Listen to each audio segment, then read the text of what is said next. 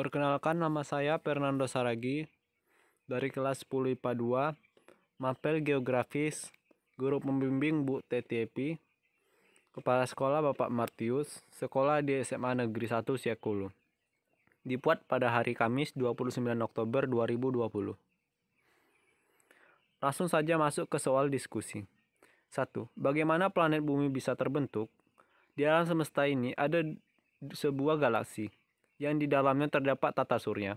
Tata surya dipercaya terbentuk semenjak 4,6 miliar tahun yang lalu dan merupakan hasil penggumpalan gas dan debu di angkasa yang membentuk matahari dan kemudian planet-planet yang mengelilinginya. Soal yang kedua, apa penyebab lempeng benua bergerak? Bisa kita lihat bahwa lempeng samudera dan lempeng benua berada di atas lapisan mantel yang bersifat cair. Jadi bisa kita misalkan lempeng benua atau samudera itu seperti perahu berada di atas laut. Meskipun magma dalam mantel ini sangat kental, tidak cair seperti air. Magma dalam lapisan mantel ini senantiasa akan bergerak. Dikarenakan panas dari inti bumi, bayangkan air yang mendidih terus bergerak.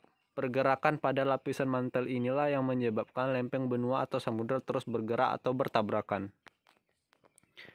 Masuk soal yang ketiga. Kapan planet bumi mulai ditempati makhluk hidup? Makhluk hidup mulai menempati bumi pada zaman Paleozoikum atau zaman kehidupan tua.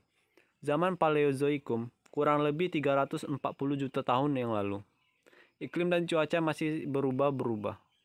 Curah hujan sangat tinggi, keadaan lingkungan di bumi belum stabil. Hujan yang terus-menerus membanjiri permukaan bumi yang panas, mendinginkan, dan membentuk genangan air. Pada zaman ini mulai muncul tanda-tanda kehidupan dengan munculnya makhluk pertama di bumi. Makhluk bersel satu atau mikroorganisme seperti protozoa, dan berkembang hewan yang tidak bertulang punggung seperti jenis ikan, jenis ganggang, dan rumput-rumputan. Sebagai bukti, ditemukannya fosil hewan dan tumbuhan yang berusia berjuta-juta tahun. Zaman ini merupakan zaman pertama kehidupan. Masuk yang membangun karakter. Menurut pendapat saya, patahan Lembang merupakan patahan yang membentang di kawasan Jawa Barat dan memotong daratan Bandung. Patahan Lembang ini memiliki panjang 22 km. Patahan ini telah menjadi penyebab gempa setidaknya 4 kali selama 16 tahun terakhir, dengan intensitas yang cukup besar. Patahan Lembang ini juga diperkirakan dapat menimbulkan gempa yang dapat menimbulkan efek kerusakan. Masuk ke soal uji kemampuan. Apa saja sih fase-fase pembentukan bumi? Fase-fase pembentukan bumi terdiri atas 8 fase, yaitu sebagai berikut. Fase awal mula jadi alam semesta atau Big Bang. Pada saat Big Bang, bumi berwujud tetapi bahan-bahannya telah ada bersamaan dengan bahan-bahan bintang dan planet-planet lainnya. 2. Fase pembentukan bintang-bintang. Matahari dan bumi sebagai calon tata surya belum dilahirkan. Fase ketiga, fase supernova, yaitu ledakan dari suatu bintang di galaksi yang memancarkan energi yang teramat besar. Masuk ke fase yang keempat, fase pendinginan nebula. Baru setelah ada kejutan lagi dari supernova yang ada di sekitarnya, gravitasi antar bahan nebula mulai aktif. Ketika gravitasi mulai bekerja, pembentukan sebuah bintang dan atau matahari mulai terjadi. Fase kelima, fase pembentukan matahari dan cincin planet. Sebagai debu dan gas di bagian dalam nebula mulai berkumpul dan bergabung kemudian secara berlahan. Fase yang keenam, fase akresi. Pada saat ini bumi dengan tersusun matahari yang seragam sebelum ada daratan dan lautan.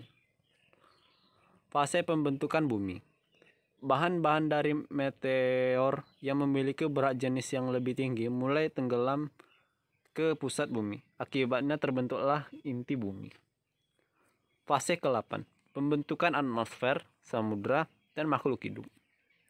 Berikut adalah gambarannya. Masuk ke soal yang kedua. Jelaskan perbedaan rotasi bumi dan revolusi bumi. Rotasi bumi adalah perputaran bumi pada porosnya. Rotasi bumi menyebabkan bagian bumi yang berhadapan dengan matahari mendapatkan sinar dan mengalami siang hari. Sementara di sisi sebaliknya, sebagian bumi membelakangi matahari dan tidak mendapatkan sinar, kita menyebutnya sebagai malam. Sedangkan revolusi bumi adalah perputaran bumi terhadap matahari. Saat berevolusi, bumi bisa terletak di apotema atau hipotema. Apotema adalah titik terjauh bumi dengan matahari, sedangkan hipotema adalah titik terdekat bumi dengan matahari. Masuk soal yang ketiga. Uraikan teori Laurasia dan Gondwana. Teori dua benua atau Laurasia-Gondwana teori. Teori yang dikemukakan oleh Edward Suess pada tahun 1884 ini menyebutkan bahwa bumi ini pada awalnya terdiri atas dua benua yang sangat besar, yaitu Laurasia di bagian kutub utara dan Gondwana pada bagian kutub selatan. Kedua benua ini terus mengalami pergerakan ke arah ekuator bumi hingga pada akhirnya terpecah menjadi beberapa benua yang lebih kecil. Disebutkan Laurasia terpecah menjadi benua Asia, Eropa, dan Amerika Utara. Sedangkan Gondwana terpecah menjadi benua Afrika, Australia, dan Amerika Selatan. Masuk soal yang keempat. Apa sih yang dimaksud dengan konvergensi dan divergensi? Konvergensi yaitu gerakan saling bertumbukan antara lempeng tektonik. Tumbukan antara lempeng tektonik dapat berupa tumbukan antara lempeng benua dengan benua atau antara lempeng benua dengan lempeng dasar samudra. Zona atau tempat terjadinya tumbukan antara lempeng tektonik benua dengan benua disebut zona konvergen. Divergensi yaitu gerakan saling menjauh antara lempeng tektonik. Contohnya, gerakan saling menjauh antara lempeng Afrika dengan lempeng Amerika bagian selatan. Zona merupakan jalur tempat perpisahnya lempeng-lempeng tektonik, disebut zona divergen atau zona sebar pisah. Masuk soal yang kelima. Tuliskan dan jelaskan era Mesozoikum. Mesozoikum ditandai dengan aktivitas tektonik, iklim, dan evolusi. Benua-benua secara perlahan mengalami pergeseran dari saling menyatu satu sama lain menjadi seperti keadaan saat ini. Pergeseran ini menimbulkan spesiasi dan berbagai perkembangan evolusi penting lainnya. Iklim hangat yang terjadi sepanjang periode ini juga yang memegang peranan penting bagi evolusi dan diversifikasi spesies hewan baru. Pada akhir zaman ini, dasar-dasar kehidupan modern terbentuk. Mesozoikum berlangsung kurang lebih selama 180 juta tahun yang lalu, antara 251 hingga 65 juta tahun yang lalu. Era ini dibagi menjadi 3 periode, yaitu Trias, Jura, dan Kapur. Baiklah, mungkin segitulah penjelasan dari saya dari soal-soal yang diberikan Bu Teti Epi. Sekian dari saya, jayalah Indonesiaku. Salam geografi dari saya, terima kasih.